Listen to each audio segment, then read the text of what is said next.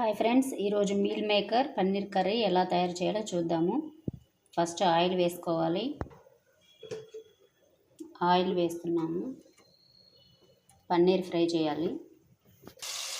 పన్నీర్ని ఇలా పీసెస్ చిన్న చిన్న పీసెస్లా మీడియం పీసెస్ అనేవి కట్ చేసుకొని ఇలా ఆయిల్లో ఫ్రై చేసుకోవాలి.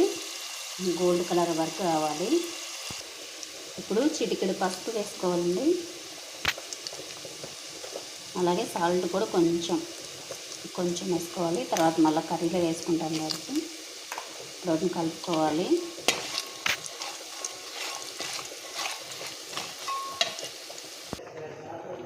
పన్నీర్ పీసెస్ ఫ్రై అయిపోయండి. వేరే ప్లేట్లో తీసుకున్నాం అనమాట. ఇప్పుడు క్యాప్సికమ్ ఫ్రై చేసుకోవాలి. క్యాప్సికమ్ కూడా ఫ్రై అయిపోయిందండి. వేరే ప్లేట్లో ట్రాన్స్ఫర్ చేసుకుందాం. క్యాప్సికమ్ కూడా ఫ్రై అయిపోయిందండి. తీసి పక్కన పెట్టుకున్నాం వేరే ప్లేట్లో. ఇప్పుడు ఆవాలు, జీలకర్ర, ఆనియన్స్ వేసామండి. చిన్న చిన్న పీసెస్ కట్ చేసి వీటిని ఫ్రై చేయాలి. ఆనియన్స్ ఫ్రై అయిపోయాయండి. ఇప్పుడు కరివేపాకు వేయాలి, ఫ్రై చేయాలి. ఇప్పుడు అల్లం వెల్లుల్లి పేస్ట్ వేయాలి. ఇది పచ్చివాసన పోయేంత వరకు లైట్గా ఫ్రై చేయాలండి.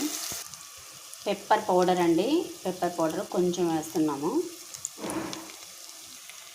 ఇప్పుడు మనం కట్ చేసి పెట్టుకున్న చిన్న చిన్న పీసెస్ కట్ చేసి పెట్టిన టమాటా పీసెస్ అండి, ఇవి వేసుకోవాలి. ఈ టమాటా ముక్కలు త్వరగా మగ్గిపోవాలంటే కొంచెం పసుపు, కొంచెం సాల్ట్ వేసుకోండి. త్వరగా మగ్గిపోతాయి. కొంచెం సాల్ట్ కలిపేసేయండి. మొత్తం కలిపేయండి, త్వరగా మగ్గిపోతాయండి. ఇప్పుడు మూత పెట్టేసేద్దాం. సాఫ్ట్గా అయిపోతాయి కొంచెంసేపు అయితే. ఇప్పుడు మూత తీసి చూద్దామండి. టమాటాస్ సాఫ్ట్గా అయిపోయాయి, చాలా మెత్తగా అయిపోయాయి.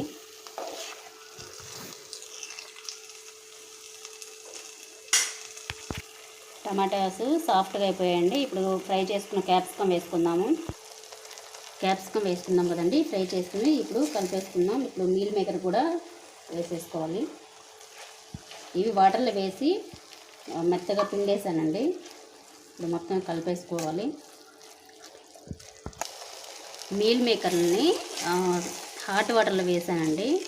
ఒక 3 minutes అలాగా వేసేసి వాటిని మళ్ళీ కోల్డ్ వాటర్లో వేసేసి పిండేసానమాట. ఇవి ఇప్పుడు కొంచెం వాటర్ వేసుకోవాలండి.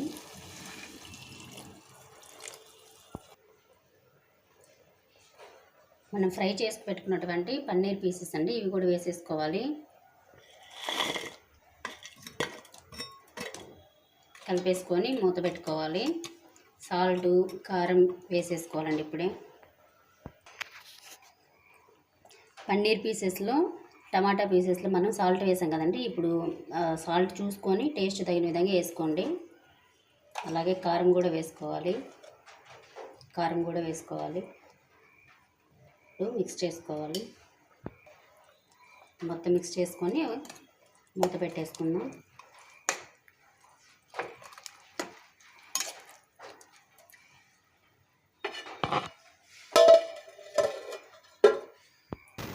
మూత తీసి చూద్దామండి.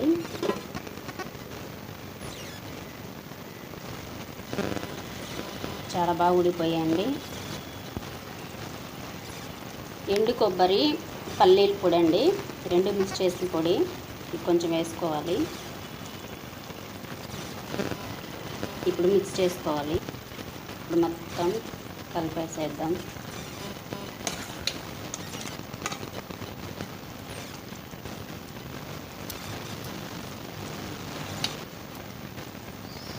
మొత్తం కలిపేసుకున్నామండి. ఇప్పుడు ఒక్క 1 minute to 2 minutesలో మూత పెట్టేద్దాం.